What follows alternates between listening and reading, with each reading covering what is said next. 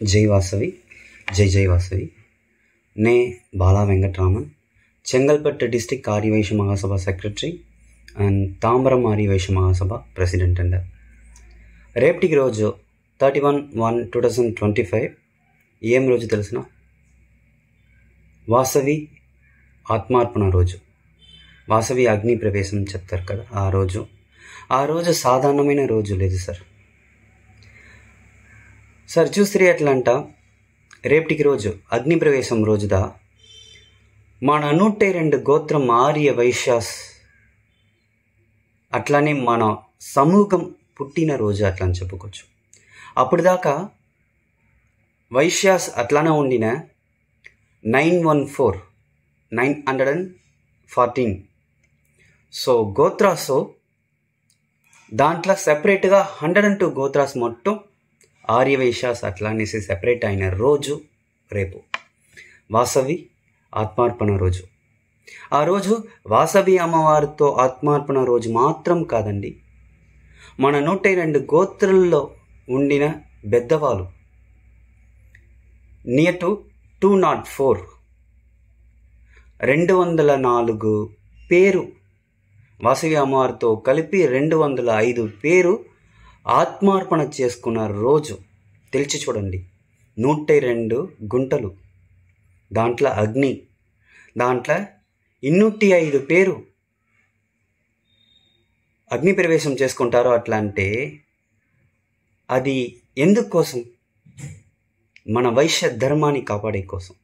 ఆ వైశ్య ధర్మం ఎలాంటిది ఎవరికి తెలియదు సార్. ఇంత ఒక పునీతమైన ఒక ధర్మంలో ఉండే మన ఆర్యవైశ్యాసు చూసినారంటే, ఆత్మార్పణ రోజు నాకు ఆఫీస్ ఉందండి, ఆత్మార్పణ రోజు నా బిజినెస్ ఉందండి అట్లా అని చెప్తున్నారు.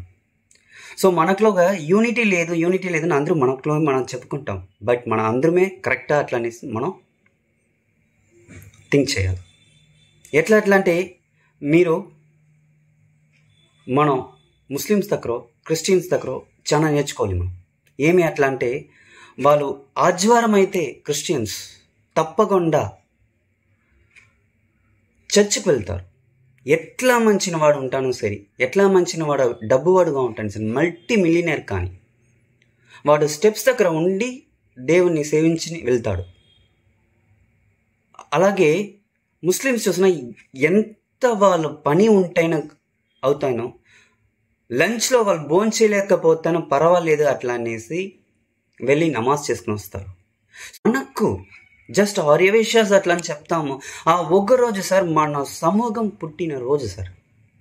ఆ సమూహం పుట్టిన రోజు కూడా మన వాసవి అగ్ని ప్రవేశం నాడు మన గుడికి వెళ్ళి అమ్మవారిని దర్శనం చేసుకుని వచ్చి మనంతా ఇట్లంతా ఉండిండాము, మన పెద్దవాళ్ళు ఇంత త్యాగాలు మన కోసం చేసిండారు అట్లా అనేసి ఒక్క థింకింగ్ కూడా మనం చేయలేకుండా నాకు ఆఫీస్, నా బిజినెస్ అట్లా అనేసి వెళ్తే, అట్లా మనం ఆర్యవైశ్యాస్గా పుట్టిన దాంట్లో అర్థం ఏదిమే లేదు సార్.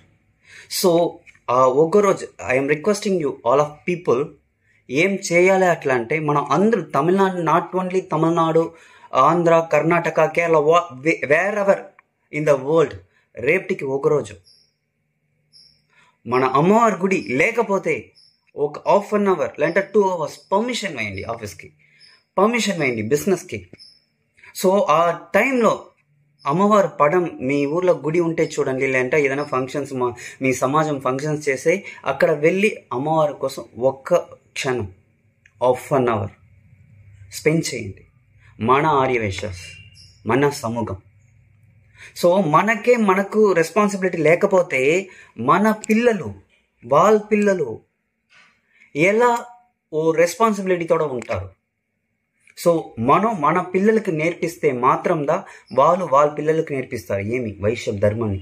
ఇది మన అమ్మవారండి, ఇది అమ్మవారు, వీళ్ళు మన అమ్మవారు, వీళ్ళు పెండ్లికుల గోత్రం, వీళ్ళు మన కోసం త్యాగం చేసిన వాళ్ళు, ఆత్మార్పణం చేసుకున్న వాళ్ళు, వీళ్ళే మన ఆర్యవైశ్య సమూహానికి తోడు. అట్లా అనేసి మనం చెప్పియాలి మన బిడ్డలకు, అప్పుడే వాళ్ళకి తెలుస్తుంది.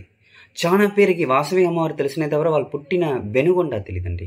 సో మనం ఏం చేయాలంటే, యంగ్ జనరేషన్ మనం ఒక 10 నిమిషాలు అమ్మవారి కోసం కలిపి ఒక 2 hours పర్మిషన్ వేసి మన అమ్మవారిని సేవించి, లేదంటే అమ్మవారిని మన పడం ముందరికాల సేవించి రేపటికి అగ్నిప్రవేశం రోజు మన వైశ్య ధర్మాన్ని మన పిల్లలకు చెప్పిస్తాం.